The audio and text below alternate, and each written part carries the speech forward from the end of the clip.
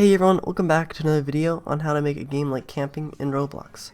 In the last video I showed you guys how you can teleport players from the lobby game to where the story is actually going to take place.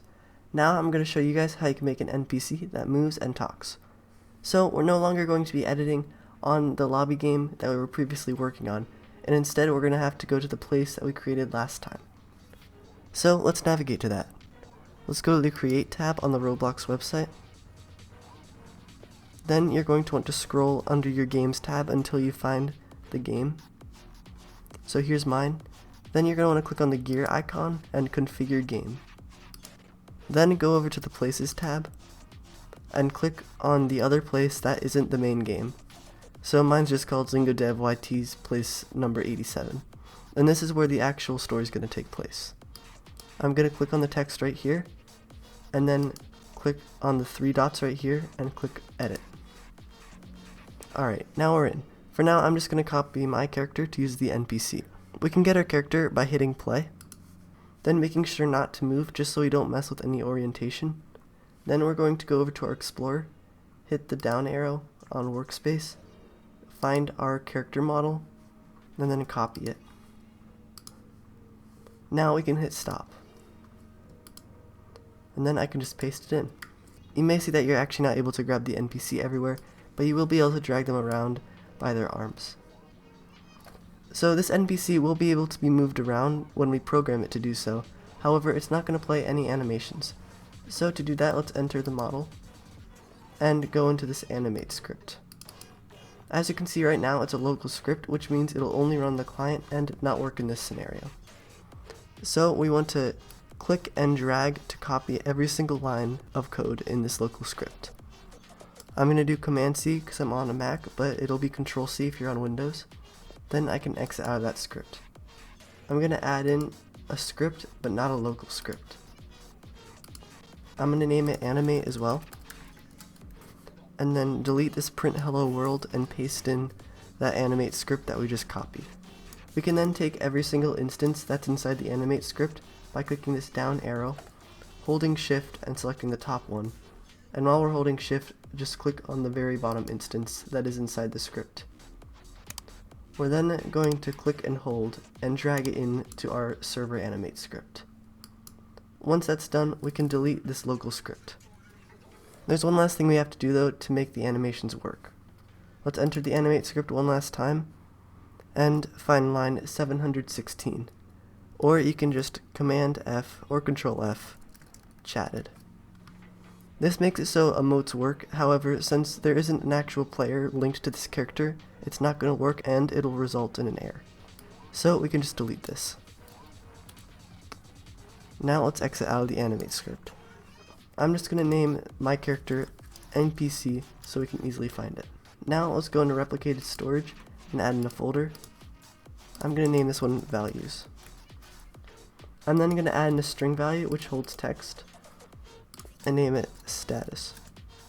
Now we can add a script into server script service. This is so we can control our story. To get started, I'm going to find our NPC. We can do local NPC equals workspace, which brings us right here, and then we're going to wait for child because it might not have loaded in yet. NPC, which will get us our NPC. We're then also going to make it so we can easily change our status and define local stat equals game.replicated storage, wait for child values because it might not have loaded in, and wait for child status, which brings us from here to here and then to here. I also just noticed I did NPS by accident, so that's NPC. Alright. We can set status's value by doing stat.value equals hello there. And then if we just wanted to do a wait in between that, we could do a wait 6 for instance, and then say stat.value equals how are you? And if we wanted to actually move our NPC, first we have to find a position that we want to move them to. This is relatively easy to do. We can insert a part into workspace, and then I'm just going to drag it off to a random position just as a test. And then in properties, while I'm still selecting this brick, I can find the position data and just copy that. We can then delete this brick, we don't need it anymore.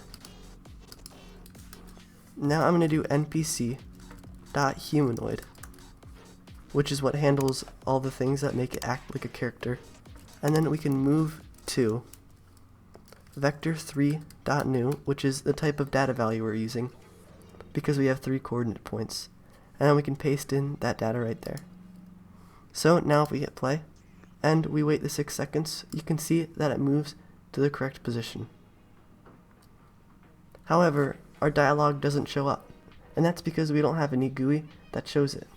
So let's exit out. Now let's add in a Screen Gui into Starter Gui, which will allow us to create a user interface. I'm just going to keep this relatively simple and add in a text label then. I'm going to size it up to 100% of the X scale, and I'll just make it 0.1 of Y. I'm going to set background transparency to 1, text scale to true. I'm going to also then make it white. Lastly, I'm just going to move it down 80% of the screen, so it'll be right there. And also, so it doesn't say label automatically, I can just set the text to nothing. Now let's add in a local script. So first we can just define our value the same exact way we did in our script. Then we can detect a change by doing stat.changed :connect function, and this will just run every single time the value gets changed. Now we want to set the text to the current status. However, that doesn't look all that natural, so we can do a cool dialog effect by doing a for loop that adds in a new letter every single time. I'll do a for I equals 1, comma, the number of stat.value do. We do stat.value because stat is the actual object and then value gets the text. Then we can just set script.parent, which is our text label right here, .text equal to string.sub stat.value, comma 1, comma I. So this will add an additional letter every single loop that goes through until it completely finishes setting it to the stat value. We're then going to add in a wait 0.03 so it doesn't get set automatically and it has a cool effect. Now let's exit out of our scripts and hit play. So let's just wait a quick moment, and you can see we had the dialogue effect and our NPC moves. So I hope this video was helpful. If it was, please leave a like and maybe even subscribe. Have a great day, and I'll see you in the next one. Bye!